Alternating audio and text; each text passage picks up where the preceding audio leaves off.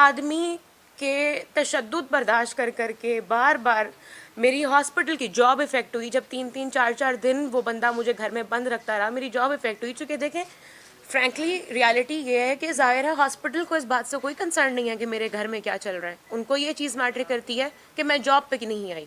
ठीक है, मैं 4-4 5-5 दिन घर में बंद रही हूँ, और जब मैं कहती थी कि मुझे जाना है, मुझे मेरी जॉब है, मेरा काम है, तो तब लड़ाई झगड़ा मारपीट शुरू हो जाता था। इतनी चीज़ें बर्दाश्त करके भी आखिरी दम तक मैंने तो अपनी तरफ से रिश्ता निभाने की ही कोशिश की थी ना। मैं तो उसको यही समझती हूँ कि वो मेरा शौहर है, वो इस बात की गैरत लिहाज करेगा। एफआईआर जब रजिस्टर हुई थी, और मेडिकल जो ऑन ऑफ चलते रहे हैं, ये जो हर तीसरे चौथे दिन जो तशद्दुद चलता रहा है, उसका टू बी ऑनेस्ट मेडिकल नहीं हुआ हुआ, चूँकि मैं हर तीसरे दिन पुलिस स्टेशन जाके नहीं बैठ सकती। जितनी दफ़ा गई हूँ उसमें भी आपके सामने है मेरे साथ क्या हुआ है, तो मैं हर तीसरे दिन नहीं गई। अगर आपके साथ आप कह रही हैं कि मैं खारा शाहनवाज हूँ, मुकद्दम नहीं बनना चाहती। हमारे यहाँ पे तो ये है कि जब कोई जान चली जाती है तो अफसोस किया जाता है, वीडियो बिल्कुल बनाना, बिल्कुल सीधे जाकर बंदे के लिए कहते हैं कि सबूत लेके आए, गवाह लेकर आए। ऐसे ही है। अब आपके साथ ये है कि अगर आपके साथ इतना मिसबिहेव किया है तो आपने फिजिकल टॉर्चर किया है, उसके सबूत मौजूद हैं, मेरे पास बता पिक्चर्स मौजूद हैं मेरे अभी भी पास। आप फिजिकली हर्ट हैं? जी, ये सैटरडे के निशान हैं। ये नील जो पड़ा हुआ आप देख रहे हैं, यहाँ से ये मेरी फिंगर की वेन एक फट गई थी जिस वक्त उसने मुझे थप्पड़ मारा था, क्योंकि मैं अपने आप को बचाने की कोशिश कर रही थी। ये अभी नए हैं, 1-2 बाजू के ऊपर हैं। इसके अलावा अगर पुलिस वालों ने आपको बिल्कुल सपोर्ट नहीं दिया। आपने कहा है कि जी कि मतलब इस तरह से आपके साथ ये कर सकते हैं। वो एज अ हस्बैंड गए थे या एज अ हस्बैंड के चेहरे में छुपे आदमी गए थे? जिस आदमी के तशद्दुद बर्दाश्त कर कर के बार बार मेरी हॉस्पिटल की जॉब इफ़ेक्ट हुई। जब 3-3 4-4 दिन वो बंदा मुझे घर में बंद रखता रहा, मेरी जॉब इफ़ेक्ट हुई। चूँकि देखें, फ्रैंकली रियलिटी ये है कि ज़ाहिर है हॉस्पिटल को इस बात से कोई कंसर्न नहीं है कि मेरे घर में क्या चल रहा है। उनको ये चीज़ मैटर करती है कि मैं जॉब पे नहीं आई। ठीक है, मैं 4-4 5-5 दिन घर में बंद रही हूँ, और जब मैं कहती थी कि मुझे जाना है, मुझे मेरी जॉब है, मेरा काम है, तो तब लड़ाई झगड़ा मारपीट शुरू हो जाता था। इतनी चीज़ें बर्दाश्त करके भी आखिरी दम तक मैंने तो अपनी तरफ से रिश्ता निभाने की ही कोशिश की थी ना। मैं तो उसको यही समझती हूँ कि वो मेरा शौहर है, वो इस बात की गैरत लिहाज करेगा। लेकिन उसके दिमाग में क्या चल रहा था उस टाइम पे, उसने कितने तरीके से मुझे कचहरी से बुलवाया हॉस्पिटल में ये कहकर कि यहाँ ले आओ, मेरे पास कन्वेंस नहीं है, मैं अपने वकील को भेजूंगा, पढ़ाऊंगा, फिर साइन करूंगा। फिर नीचे लेकर आया वहाँ से जानबूझ के, वहाँ पर मारपीट शुरू की। अपने थप्पड़ के टाइम पर उसका फ़ोन नहीं निकला, जब मैंने गिरेबान पकड़ लिया तब उसने फ़ोन निकाल कर कन्वीनियंटली वीडियो बना ली, और इमीडिएटली लोगों को कॉल्स करके उसने वो वीडियोज़ फॉरवर्ड करनी शुरू कर दी।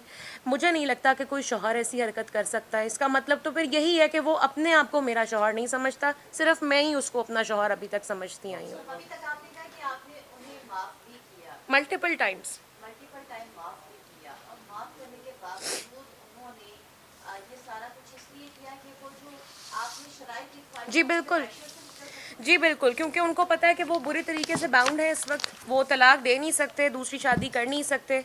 ठीक है, अगर सिर्फ मैं ही उनको उनको खुला दूंगी तो फिर ही पॉसिबल है कि उनकी जान छूटे। तो उन्होंने बड़े तरीके से ये तमाम हालात इसलिए क्रिएट किए कि तंग आकर मैं खुद मजबूर हो जाऊँ इस चीज़ पे कि मैं इस शादी से जो है वो बैक ऑफ कर दूँ, क्योंकि उनको और उनकी फैमिली को कोई ऐसा रिश्ता एक्सेप्ट करना था जो उनको जहेज़ के अंदर बहुत सारी गाड़ियाँ, बंगले और पैसा जो है वो साथ देते हैं, जो मेरे साथ होते हुए उनको नहीं मिला। हालांकि उनका खर्चा जो है वो इतने अरसे से मैं ही उठा रही हूँ सारा।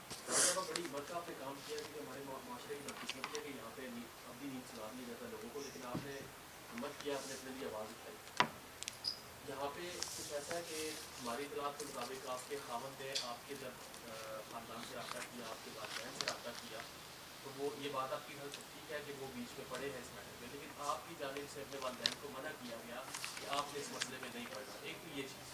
दूसरा, जो कराची कंपनी का मामला है, खाना कराची कंपनी के अंदर जो कुछ हुआ, उस सी के मुताबिक पहले भी बहुत सारी कंप्लेन मौजूद है।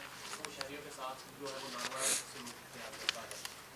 लेकिन जो रिपोर्ट पुलिस ने अपने माला अफसरान को सबमिट की है, वो और जो वीडियोस थाने के अंदर से जो आपकी शोहर की नहीं है, जो थाने की है, वो वहाँ तक पहुँचाई गई, उसमें आप बाकायदा वहाँ पे वामिला करती हुई नजर आ रही है, गालिब गलौज भी हुई है। लेकिन अभी तक पुलिस की जानिब से कहीं पे ये कन्फेशन नहीं किया जा रहा कि हमारे पुलिस ऑफिसर ने आपको गालिब गलौज की या कोई थ्रेट किया या धमकियाँ लगाई। तीसरी चीज़, जो आपने FIR का जिक्र किया है, वो मुख्तलिफ FIR हैं, और उसमें से कोई 2 या 3 FIR एक ही थाने की है जो थाना कराची में है। उनमें दिफात सारी मुख्तलिफ है, 341, 354, और 374 जो है, लेकिन एक FIR कारसाज वाली ऐसी भी मौजूद है जिसमें 506 और 354 लगी है और वो मुदस्सिर के खिलाफ नहीं है, जी बिल्कुल इंतजामिया के खिलाफ है जहाँ पे आप रिहाइश पजीर बिल्कुल। थी। और फिर आपके खावंद ने एक बयान ये भी दिया कि उस जहाँ पे आप रिहाइश पजीर थी उसका लीज एग्रीमेंट उनके नाम था और आपने वहाँ भी उनको उस मामले में घसीटा। एक इसी तरह FIR कोई देर खाने की मिलती है वहाँ पे भी ये सेम सिचुएशन ये काइंडली प्लीज़ लास्ट क्वेश्चन होगा जो मैं आंसर कर रही हूँ, उसके बाद मुझे काइंडली जाना है और मैं आप लोगों का शुक्रिया अदा करूँगी आने के लिए। अगेन मैं आपको वही बात बताऊँगी कि कारसाज बिल्डिंग में जिस वक्त मैं रह रही थी, अगर आप वो रिकॉर्ड्स निकलवाएं तो आपको पता चलेगा कि ये वो वक्त था जिस वक्त मैं मुदस्सिर को जानती भी नहीं थी और ना मुदस्सिर मुझे जानता था और ना हमारा कोई ताल्लुक था आपस में। वो लीज एग्रीमेंट मेरे पास मौजूद है, वो मेरे नाम पे था और वो शिकायत जो मैंने जमा करवाई थी वो इसलिए जमा करवाई थी क्योंकि उस बिल्डिंग में उस टाइम पे इलीगली प्राइवेट इलेक्ट्रिसिटी बिल्स बनाकर, जो कि बहुत बड़ी अमाउंट में थे, वो अपार्टमेंट अटेंडीज़ को दिए जा रहे थे। 2-3 महीने मैंने वो बिल्स जमा करवाने के बाद इसलिए शिकायत की थी कि मैंने ये कहा था कि जो वापडा का बिल आता है अगर आप उसको इक्वली भी तमाम अपार्टमेंट्स के ऊपर डिवाइड करें तो इतनी अमाउंट नहीं बनती जो आप लगाकर भेजते हैं अपने प्राइवेट बिल्स में, ठीक है। और उसके बाद भी जब वो FIR दर्ज भी हुई तो क्योंकि वो मामला हल नहीं किया जा रहा था, वो कारसाज अपार्टमेंट्स वाले बहुत अस्तर और रसूख वाले लोग थे, उन्होंने उसको दबाने की केस को कोशिश की थी, तो मुझे मजबूरन वहाँ से जगह छोड़नी पड़ी थी क्योंकि मैं इतने बिल्स नहीं दे सकती थी। मैं अपनी पे के अंदर अपना गुजारा करती हूँ, मेरे और कोई अल्टरनेटिव सोर्सेज ऑफ इनकम नहीं है, तो मैंने अपना फाइनली सोल्यूशन ये निकाला कि मैं वहाँ से चली जाती हूँ। उस टाइम पर मुदस्सिर कौन है और अनीका कौन है, ना मुदस्सिर ये बात जानता था ना मैं ये बात जानती थी। मेरी तो पहली मुलाकात मुदस्सिर साहब से मार्च 2021 में हुई है। उससे पहले कहीं कोई 6-7 महीने पहले उससे मैं कारसाज अपार्टमेंट्स में रहती थी, तो वो ये क्लेम कैसे कर सकता है। यही तो रिक्वेस्ट है। ये पुलिस की जानिब से कहा जा रहा है कि आप मुख्तलिफ लोगों पे FIRs करवाते हैं। मैंने इसके अलावा और किसी पर कोई FIR नहीं करवाई और इन चीज़ों के तमाम रिकॉर्ड्स अवेलेबल हैं विद एविडेंस। जो कंसर्न्ड अथॉरिटीज़ हैं उनका काम बनता है दोनों पार्टीज़ को बुलाना, बिठाना और उनसे डिमांड करना कि अपने अपने क्लेम्स की एविडेंस प्रेजेंट करें और फिर कोर्ट को डिसाइड करना चाहिए कि कौन गिल्टी पार्टी है और कौन नहीं है। जी नहीं, हरगिज़ भी नहीं। मेरे पेरेंट्स जो हैं वो अल्हम्दुलिल्लाह बहुत पढ़े लिखे और बड़े वेल ऑफ किस्म के लोग हैं और वो फर्स्ट डे से मेरे साथ इस चीज़ पर ऑन बोर्ड हैं। और अगर उन्होंने इन्वॉल्व ना होना होता या मेरे उनको मना करने की ज़रूरत पेश आती तो उनको इतना ट्रैवल करके इस्लामाबाद आने की ज़रूरत नहीं थी। वो जितने बीमार हैं उनके लिए चलना मुश्किल है, 4 घंटे गाड़ी में बैठ कर सफ़र करना तो बहुत दूर की बात है। मना करना होता तो फिर तो मैं उस वक्त उनके हेल्थ कंसर्न्स की बेसिस पर उनको मना करती ना कि आप ना आएँ। ऐसा कुछ भी नहीं हुआ। एवरी सिंगल टाइम हमारी कोई भी लड़ाई हुई है, मुदस्सिर ने मेरे घर पे कॉल की है, मेरे फादर से, मेरी मदर से तफसील से बैठकर पूरी बात की है और हमेशा उसकी कॉल उठाई गई है। यहाँ तक कि 3 हफ्ते पहले मेरे भाई के घर फोर्स करके मुझे लेकर गया, जो कि यहाँ पोस्टिंग पे इस्लामाबाद में मौजूद है, और उनके घर ले जाकर कहा कि मैं भाई के सामने बैठ के बात करूँगा, जो कि एक बहुत आला लेवल के अफसर हैं, उनका कोई ताल्लुक वास्ता नहीं है इस मामले से।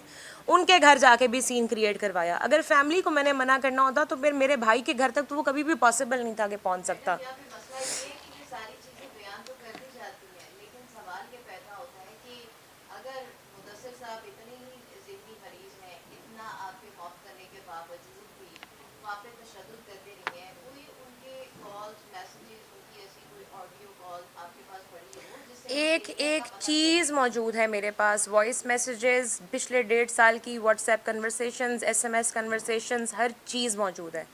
जाहिर होता है कि मतलब वो जी बिल्कुल, जी बिल्कुल। आपका अभी क्या